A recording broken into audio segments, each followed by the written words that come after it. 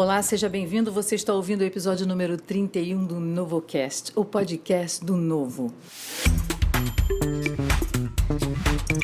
Siga o NovoCast em todas as plataformas de áudio e também no YouTube. A agenda de reformas estruturais inclui uma série de projetos que revêem gastos e o uso de verbas públicas. Entre essas medidas, no curto prazo, existe a proposta de emenda à Constituição Emergencial, a PEC Emergencial, que cria cortes temporários de despesas fixas. Para conhecermos mais detalhes e como anda a PEC Emergencial no Congresso, convidamos o economista e consultor legislativo no Congresso, Pedro Fernando Neri, e o deputado federal do Novo, Alexis Fontaine. Olá, Pedro. Muito obrigada pelo seu retorno aqui no NovoCast. Pedro, explica para a gente o funcionamento básico da PEC emergencial e a sua importância para o Brasil hoje. Eu que agradeço, contente de estar de volta aqui ao programa. Olha, a PEC emergencial, eu acho que é importante esclarecer em primeiro lugar que ela não tem a ver com a pandemia. Na verdade, ela tem a ver com a pandemia, mas ela precede a pandemia. Ela foi apresentada ali ao final de 2019, quer dizer, o emergencial que batiza essa proposta não tem a ver com a situação de calamidade da pandemia. Acho que assim, essas questões podem ser integradas, né, ao contexto da pandemia com o conteúdo da proposta, mas é interessante a gente observar que já se falava numa emergência, né, uma emergência fiscal, ali ao final de 2019. E essa PEC, ela é basicamente uma PEC para controlar gastos públicos. Ela tem um componente tecnocrático, burocrático muito forte, porque ela, me parece, nasce assim, primordialmente da visão de que o arcabouço fiscal que a gente tem no Brasil hoje traz muita insegurança jurídica. Então, por exemplo, o teto de gastos, que é uma coisa que é muito discutida, existe a interpretação de que a redação do teto de gastos não permite o acionamento dos chamados gatilhos para controlar a despesa, né? Porque a ideia do teto de gastos era aquela, né?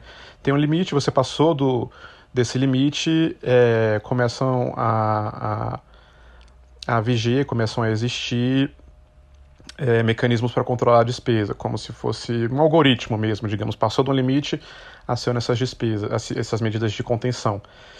E mais recentemente, nos últimos anos, predomina a visão de que a redação do teto de gastos não permite acionar esses gatilhos, isso cria uma insegurança jurídica, uma indefinição na gestão do orçamento, das contas públicas.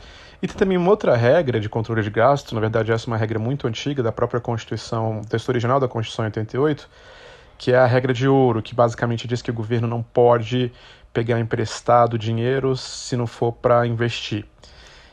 Então não poderia, por exemplo, pagar salários, aposentadorias e tal. E essa é uma outra regra que tem causou nos últimos anos uma discussão sobre como é que você se adequa a ela num momento em que você não tem como seguir ela, né? Então, o ouvinte que acompanha mais esse assunto vai lembrar que a gente tem discutiu na verdade em 2019 a necessidade de aprovar um crédito no meio do ano para pagar aposentadorias, para pagar Bolsa Família. Isso tem a ver com esse contexto. Então, resumidamente, a PEC emergencial vem para, digamos, integrar as regras fiscais e permitir um ajuste de despesa de curto prazo, mas também de médio prazo, principalmente controlando despesas com o funcionalismo público federal. Oi, Alexis, bem-vindo de volta aqui no NovoCast. Alexis, como é que você avalia a situação fiscal brasileira hoje? E qual é o papel da PEC emergencial nesse contexto? Obrigado novamente pelo convite de participar do NovoCast. Situação fiscal brasileira perigosamente no seu limite.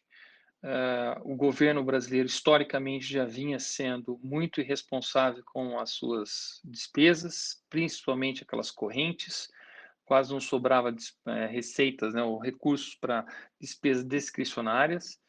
A curva de crescimento de despesas sempre muito maior do que de receitas. Os déficits eram frequentes e com a pandemia, com a chegada da pandemia, a necessidade de enfrentamento dela, de ajuda dos estados, municípios, das empresas, o ajuda emergencial para as pessoas, a coisa ficou muito pior.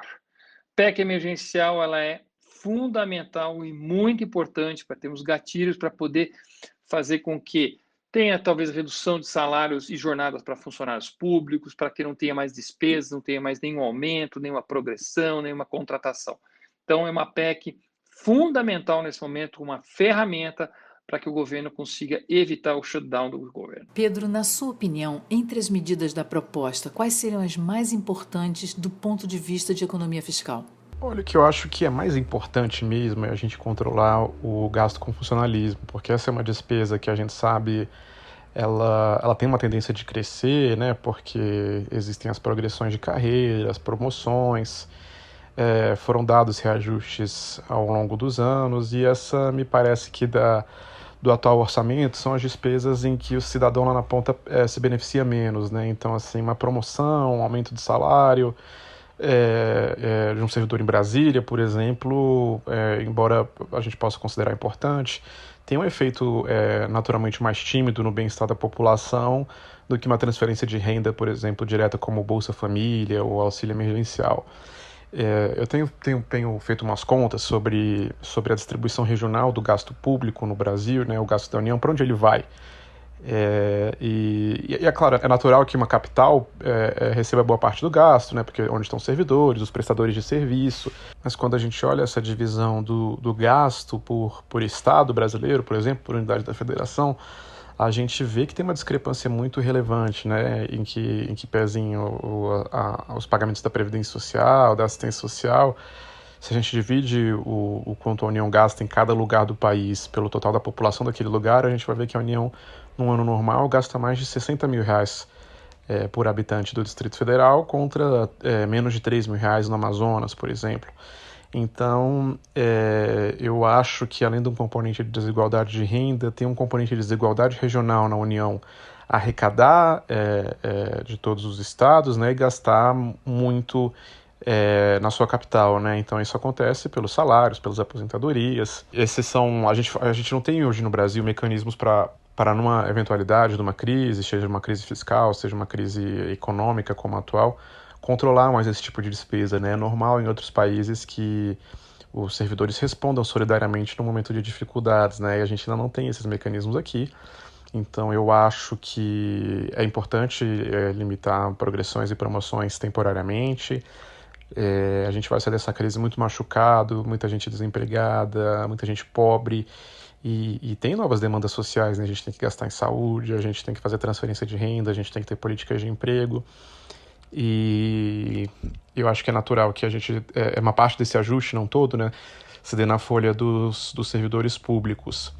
E acho que talvez uma medida que é interessante, mas é muito controversa, é a possibilidade que a PEC traz de redução da remuneração dos servidores, né? Não é só não dar mais aumento ou progressão, reduzir de fato, né? Isso se daria por meio de uma redução da quantidade de horas trabalhadas, então o salário por hora não muda, mas haveria uma redução, né? Isso já estava previsto na Lei de Responsabilidade Fiscal lá em 2000, mas o Supremo não deixou.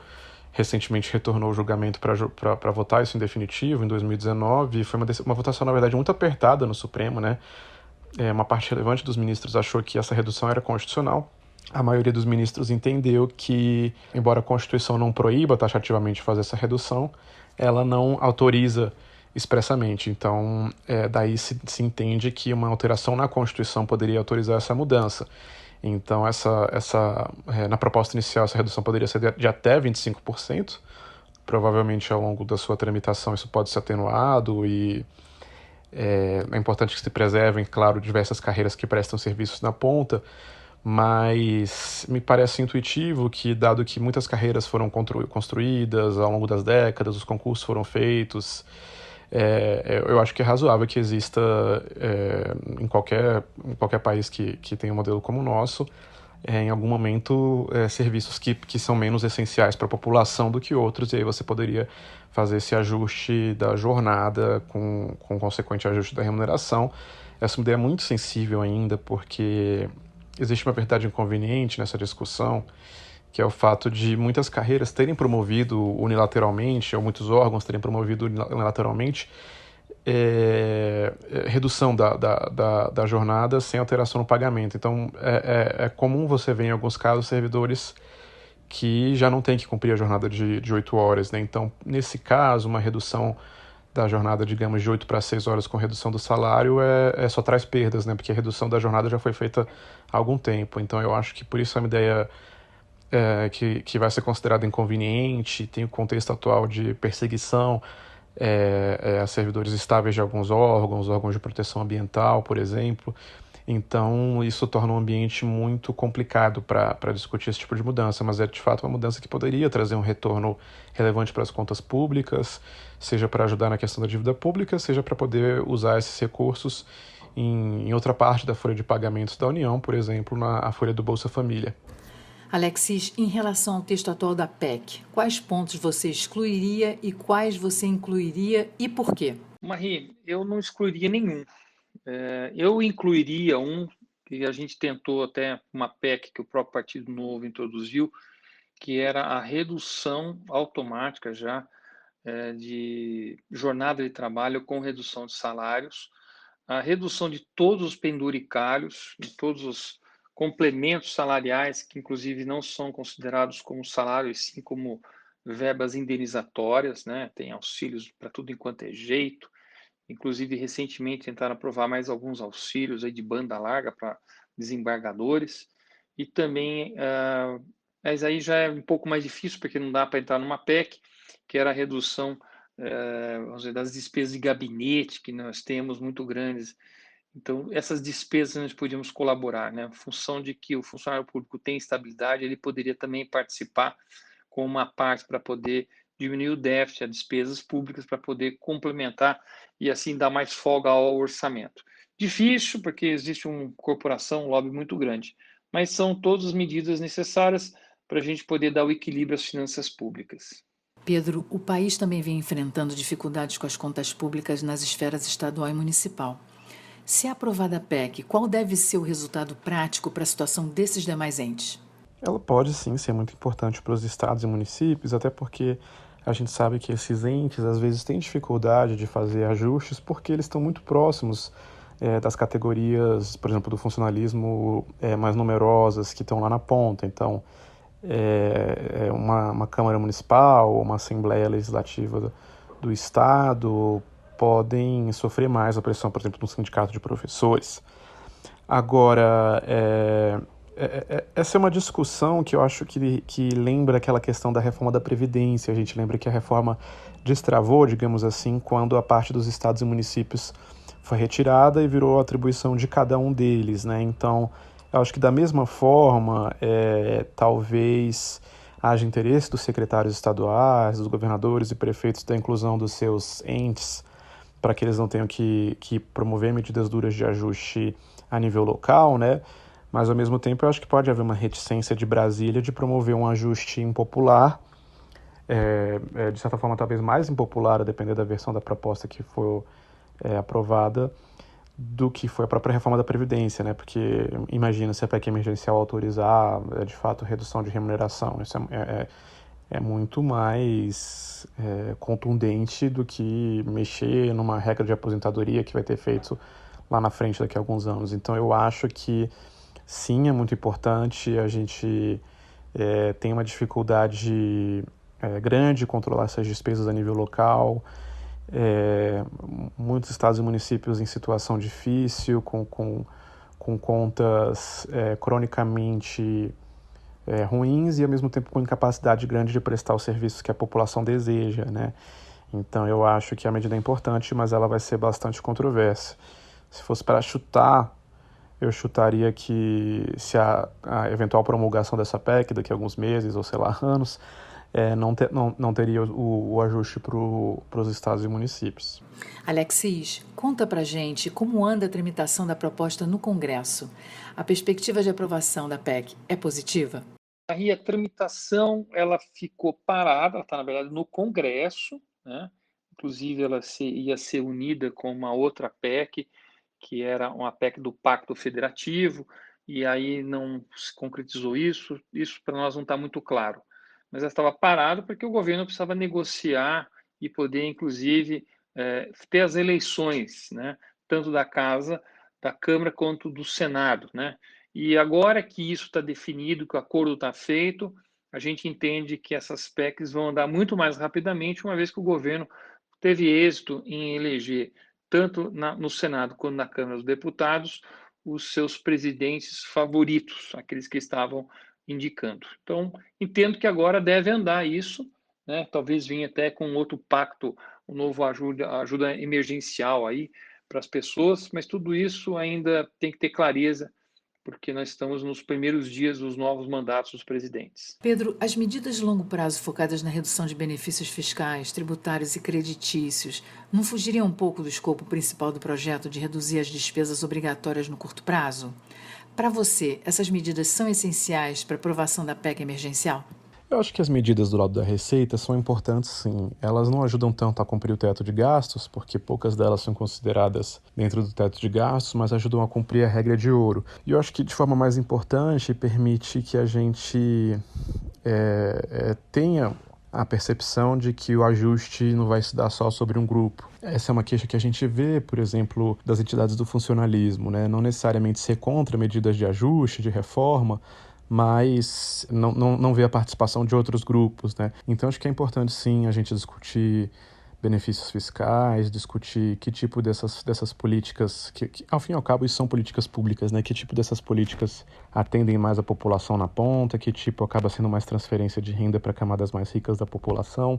Eu acho que é importante discutir, acho que é uma questão de isonomia, de igualdade, e é uma questão que também contribui para a redução do déficit primário, para a redução da dívida pública. Então, eu acho que é importante a gente passar a acostumar a fazer avaliações não só do gasto público direto, mas também do gasto indireto. E o gasto indireto, que eu estou chamando aqui de gasto indireto, é aqueles gastos tributários ou renúncias fiscais, né? O quanto que a União deixa de arrecadar porque algum grupo tem um benefício que outro grupo não tem, né? Então, eu acho que é disso que se trata. Eu acho que é importante, sim, ter essas medidas, a gente olhar também essa questão dos benefícios que existem do lado da Receita, ou mesmo benefícios creditícios, por exemplo, né? Do benefício do lado do crédito. Eu acho que é interessante, eu acho que agrega, eu acho que é positivo. Alexis, há rumores de que a redução da jornada e salários seria uma medida inconstitucional. Como é que você vê essa questão? De fato, está na Constituição, né? Está constitucionalizado de que funcionário público não pode ter redução de jornada e nem de vencimentos. Na verdade, não de jornadas, de vencimentos. Não pode ter redução de vencimentos. E por isso há a famosa estabilidade sem redução nenhuma. Mas nós estamos falando de uma PEC. Então, a PEC, justamente, ela vai alterar o texto constitucional, o que vai ter muita briga, o que vai ter muita judicialização, tudo mais. Mas uma PEC passou, é uma emenda à Constituição, não é uma cláusula pétrea, então é possível sim alterar.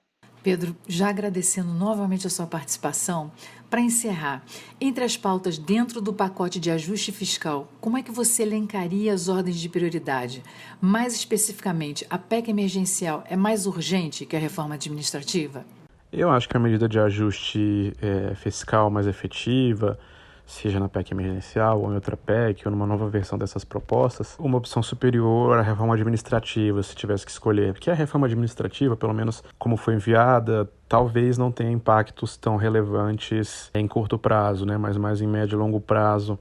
Além do que ela foi recebida com uma insatisfação muito grande do funcionalismo, né? Então eu estou achando que esse tema de reforma administrativa, esse ajuste mais geral na gestão das carreiras, tá encontrando muita sensibilidade. A gente vê aí questões da Presidência da República em tempos recentes ter pressionado algum órgão ou outra força política pressionado algum órgão nessa própria questão da pandemia, né? A gente viu aí pressões sobre a Anvisa, já tinha visto antes sobre outros órgãos e eu acho que isso tem mobilizado o discurso, né? Então, talvez a reforma administrativa possa ser discutida melhor em um outro governo, né?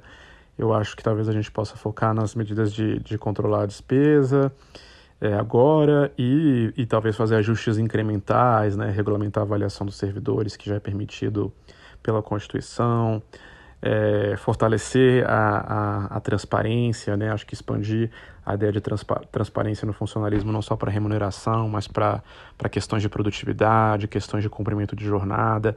Eu acho que talvez esses passos mais silenciosos, digamos assim, sejam mais importantes para dar maior responsividade à gestão pública e melhorar a vida de quem mais precisa da atuação do Estado. A reforma administrativa é importante, eu acho que a PEC atual da reforma administrativa não é tão importante, mas a gente pode avançar em outras questões.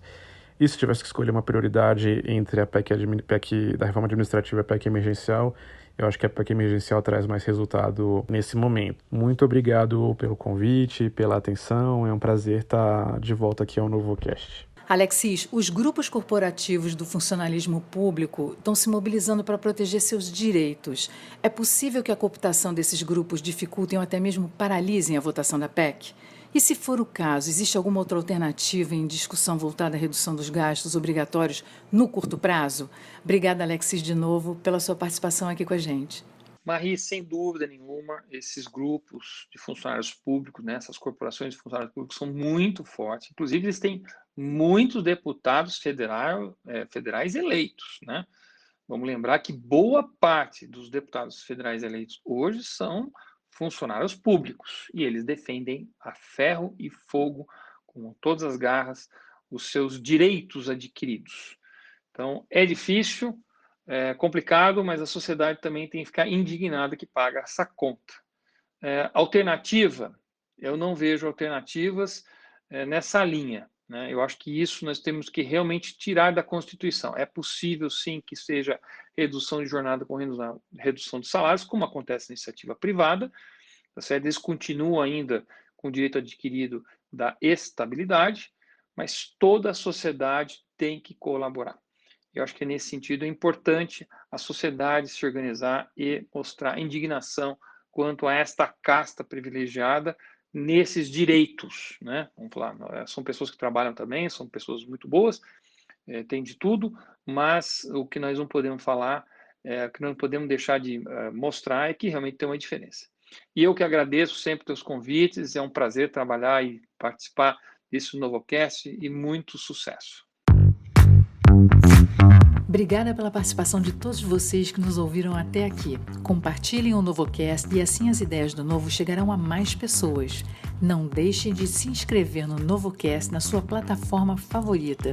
Já estamos no episódio número 31. Lembramos que o NovoCast é uma iniciativa do Novo, um partido político financiado somente com contribuições voluntárias. Ajude o Novo a crescer mais doando ou se filiando em novo.org.br. Adquira também os produtos da Loja do Novo em loja.novo.org.br. Até o próximo NovoCast.